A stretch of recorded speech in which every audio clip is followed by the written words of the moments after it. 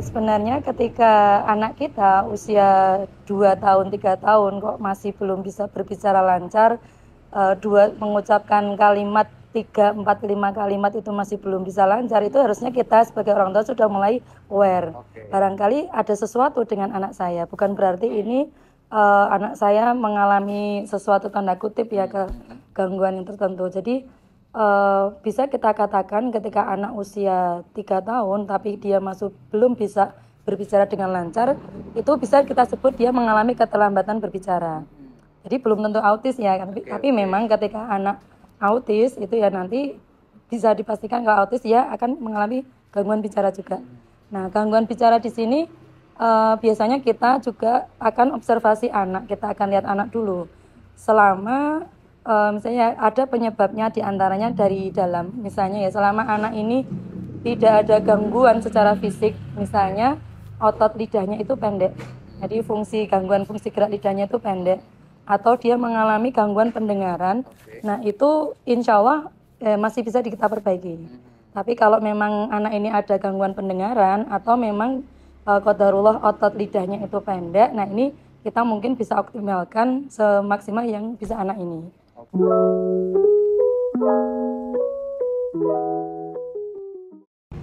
Kebanyakan secara umum itu penyebabnya diantaranya adalah dari pola pengasuhan.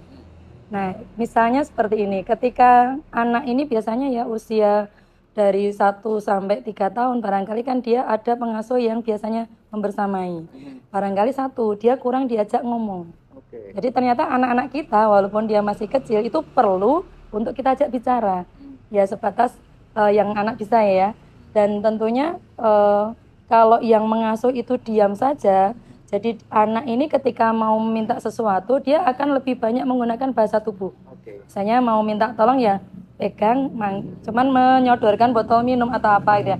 Kita sudah membantunya. Nah ini adalah hal yang membuat anak ini menjadi kurang memiliki penambahan kosakata.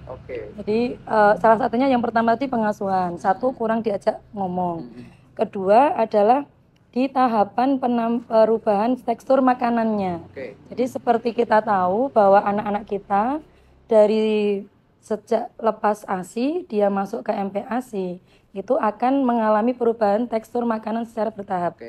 Dari yang halus, kemudian agak kental, kemudian mulai bertekstur dan sampai ketika anak usia 1 tahun itu harusnya dia sudah bisa mengunyah makanan seperti makanan orang dewasa. Saya nasi sayur kuah yang potongan kecil itu harusnya bisa.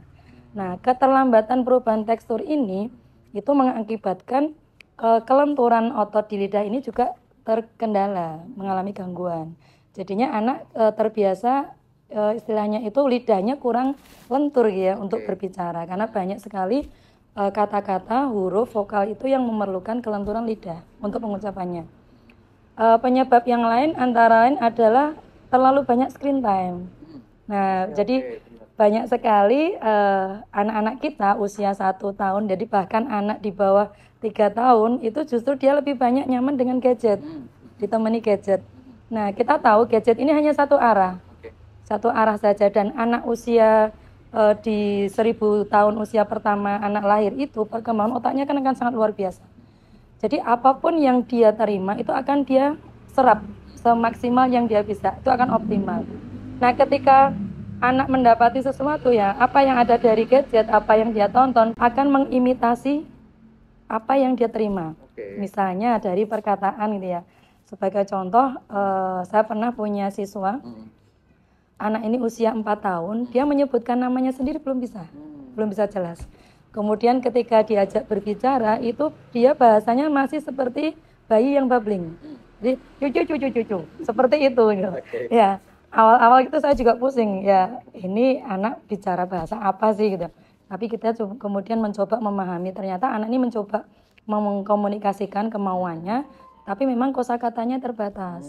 Nah, kemudian yang saya lakukan adalah saya observasi dan kemudian saya cari ini ya kira-kira penyebabnya apa, kita komunikasikan dengan orang tua. Ternyata anak ini itu di rumah itu terbiasa nonton ini ya, saya boleh menyebut nama film ya, salah satu film kartun anak yang banyak sekali anak-anak kita suka tuh Marsha dan Bernard. Nah ini Sebenarnya bukan salah Marsha atau Bernardnya gitu ya, tapi karena memang satu dia bahasanya bukan bahasa kita. Nah, terus kemudian anak ini kan juga belum ngerti ya, ini bukan bahasa kita, jadi dia meniru. Dan bahkan siswa saya itu sampai tingkah lakunya tuh persis seperti Marsha. Jadi ketika dikejar, mau dipanggil tuh lari gitu ya, merobos bawah meja sampai ini. Saya awal itu juga ini kayak apa gitu ya. Dan ternyata oh ya ini yang dia tonton gitu. Jadi sampai gaya jalannya itu dia ngikut. Jadi anak itu imitasinya luar biasa. Nah ini screen time juga perlu kita perhatikan. Dia biasanya yang kita lakukan ketika anak-anak seperti itu, tadi kita lihat pengasuhannya seperti apa, kemudian penambahan tekstur makanannya, jadi fasenya itu seperti apa, dan juga salah satunya karena gadget. Itu penyebab paling banyak. Kalau untuk anak di bawah 3 tahun itu no gadget. Sama sekali. Iya, sama sekali. Itu sebaiknya tidak. Jadi memang interaksi 2 arah itu lebih banyak diperlukan anak daripada interaksi 1 arah. Karena nanti itu akan berefek jangka panjang. Jadi gambar yang ada di gadget, video yang ada di gadget itu sinarnya akan lebih tajam. Kemudian perubahan suara, perubahan warna, perubahan gerak itu akan cepat. Nah ini juga mempengaruhi selain nanti dari berbicaranya anak, itu juga mempengaruhi kemampuan otot mata anak. Dia akan mengikuti gerak itu dengan cepat. Nah efeknya ini nanti agak melebar sedikit ya ketika anak yang belum saatnya dia dikenalkan ke gadget, itu dia nanti akan merasa lelah ketika ketemu dengan tulisan atau gambar yang diam. Nah dia akan mengalami masalah nanti tanda kutip ya, ketika anak mulai dikenalkan dengan buku, dengan membaca, dengan huruf yang hurufnya diam, ya tidak banyak gambar, itu akan mengalami capek ya. Jadi tidak akan berlama-lama menatap gambar yang diam saja. Interaksi 2 arah itu lebih dibutuhkan anak. Jadi kalau di rumah ya lebih banyak kita ajak ngomong. Dan juga hindari baby talk. Maksudnya ini baby talk itu kalau anak kita belum bisa ngomong lancar, kita jangan ikut-ikutan ngomongnya cedal juga. Misalnya anak mengucapkan susu, dia belum bisa, mungkin bilangnya cucu. Ya kita yang orang dewasa jangan ikut-ikutan bilang cucu gitu, karena anak akan, oh berarti saya udah bener nih ngomongnya gitu. Itu bisa ke bawah. Itu efeknya ke anak juga kurang baik. Jadi tetap walaupun anak kita ngomong belum bisa jelas pengucapannya, kita yang menanggapinya ketika anak ngajak ngomong itu kita tanggapi dan kita mengucapkan kata juga yang benar. Itu susu ya susu seperti itu. Dari permasalahan yang kami temui ketika di sekolah ya, anak-anak usia masuk sekolah itu memang ketika anak diasuh orang lain ya, nenek terutama ya, itu beberapanya memang mengalami sedikit keterlambatan tanda kutip ya Mister. Karena memang kita tahu ya nenek, kakek itu sayangnya itu luar biasa sama cucunya gitu. Bahkan bisa jadi melebihi kasih sayang orang tua. Nah ini sebenarnya porsi sayangnya ini ya harus sih anak-anak kita sayangi. Tapi orang tua maupun nenek itu ya seharusnya kita memposisikan jangan sampai kasih sayang yang diberikan itu justru malah membuat anak kita sengsara di masa depannya. Karena itu efeknya jangka panjang Mister. Bisa sampai nanti ke bawah anak usia dewasa. Padahal hanya sekedar ini ya pengasuhan. Saya contohkan agak sedikit ini ya. Jadi ada anak yang terbiasa untuk disuapin. Nah makan disuapin gitu ya. Nah ini juga kalau anak terbiasa disuapin, dia nggak akan belajar gimana sih caranya makan, gimana sih caranya pegang sendok gitu ya. Kadang kan ada yang anak pegang sendoknya masih seperti ini nih.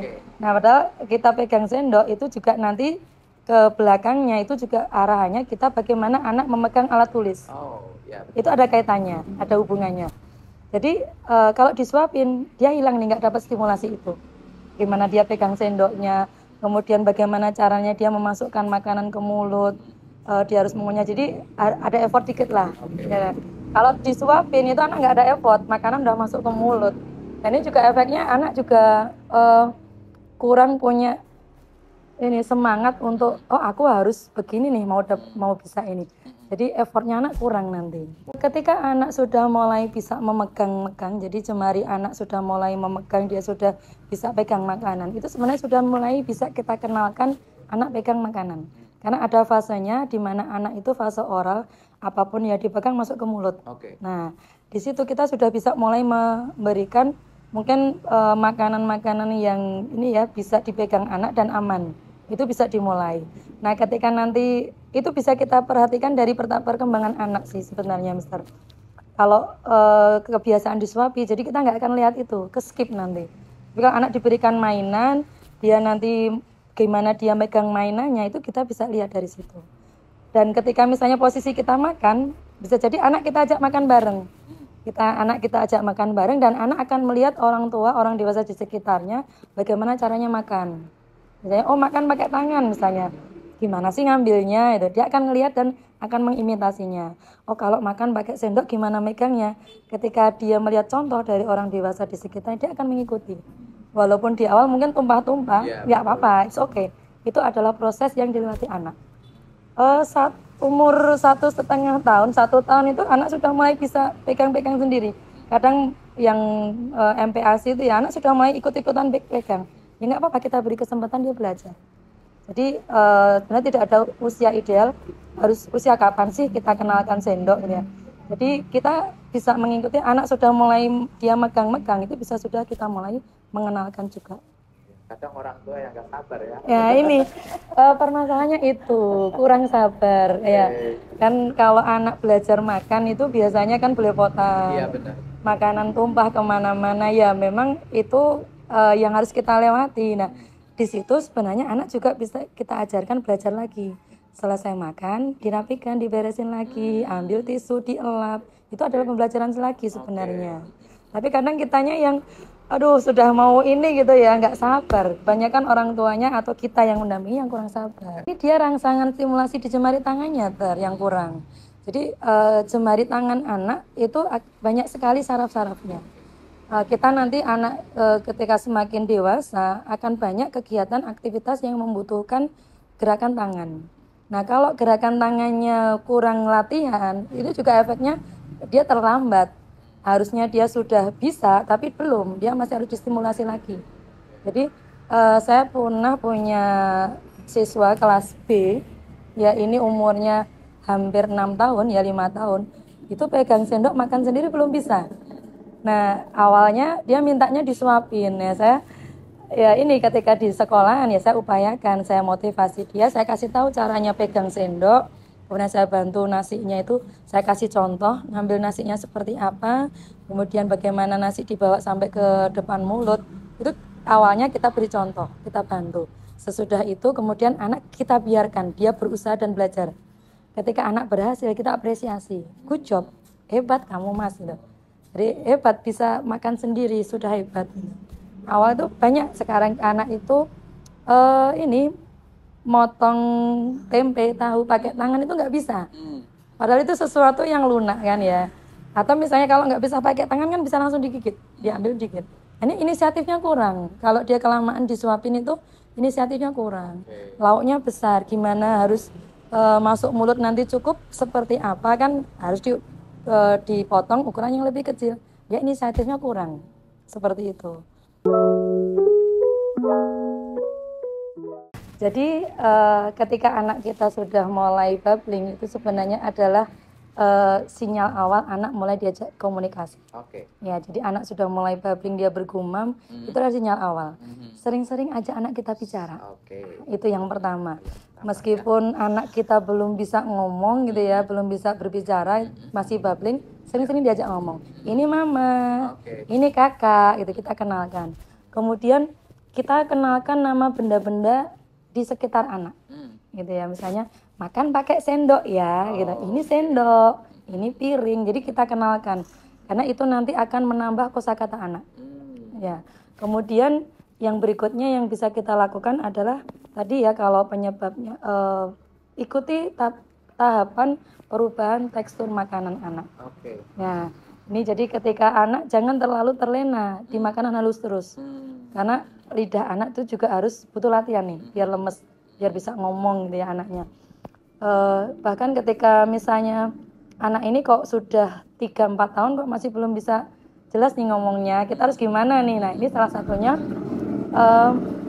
bisa kita berikan anak makanan yang bertekstur yang kletik-kletik. Jadi ada tekstur yang kalau digigit itu kriuk-kriuk gitu. Itu bisa satu. Kemudian yang kedua, kita latih anak makan buah yang ada bijinya di dalamnya. Tentu ini dengan pengawasan ya. Jadi bertahap, jangan langsung dikasih biji rambutan. Jangan gitu ya. Misalnya bisa kita kasih contoh dulu. Misalnya jeruk, ini ada bijinya, nanti bijinya harus dibuang. Jadi kita kasih contoh dulu. Nah ini latihan mengeluarkan biji dari dalam mulut. Jadi melepeh ya bahasa Jawanya. Misalnya yang aman itu contohnya biji semangka itu ya. Itu kan insya Allah lebih safe ya dibandingkan rambutan. Jangan rambutan ya, apalagi kelengkeng itu bahaya. Jadi misalnya semangka itu yang aman ke anak, bijinya kan juga relatif aman. Nah ini bagaimana melepeh biji dari mulut seperti itu. Karena kebanyakan ini dibantu nih orang tua, diambilin, dipotekin satu-satu. Nah anak terima jadi.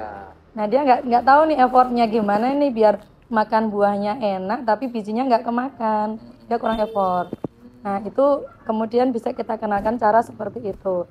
Nah berikutnya lagi kan anak juga kita ajari untuk gosok gigi ya Mister ya. Nah ketika anak kita pada pagi waktu ya kebiasaan mandi pagi dan siang gosok gigi, tidak ada salahnya anak kita minta untuk menjulurkan lidahnya dan kita sikat ujung lidahnya. Tentu kalau sikat bayi kan lebih lembut ya, sambil disikat pelan-pelan aja. Ini untuk menstimulasi saraf di lidahnya juga. Seperti itu. Itu diantaranya itu. Kalau untuk screen time, nah ini sebenarnya kendali utama itu di orang tua. Jadi balik lagi ke orang tuanya. Karena kalau memang udah terlanjur nih anak dipegangin gadget, biasanya dia akan nangis. Mau nggak kita menahan repotnya mengatasi anak rewel nangis ketika kita stop gadgetnya di usia di bawah 3 tahun ya. Jadi kalau yang belum terlanjur ya kita bisa antisipasi. Nah kalau anak yang sudah terlanjur kena gadget, nah kita tetap kendali di orang tua. Kuncinya itu teganya itu dikasih es Mister, tegas. Iya. Jadi memang orang tua harus menghadapi sedih dan sakitnya melihat anaknya nangis. Itu harus dilewati karena itu demi kedepannya. Karena kebanyakan ya ini yang saya hadapi di lapangan, karena orang tua itu nggak tega. Gimana ya Miss, soalnya anaknya nangis. Gimana ya Miss, karena kalau nggak pakai dot nanti dia nggak bisa tidur gitu. Jadi karena nggak tega, udah ada sounding, sudah ada ini, lepas lagi, mengulang lagi dari awal. Kuncinya tadi, teganya dikasih es. Tegas ya. Ya.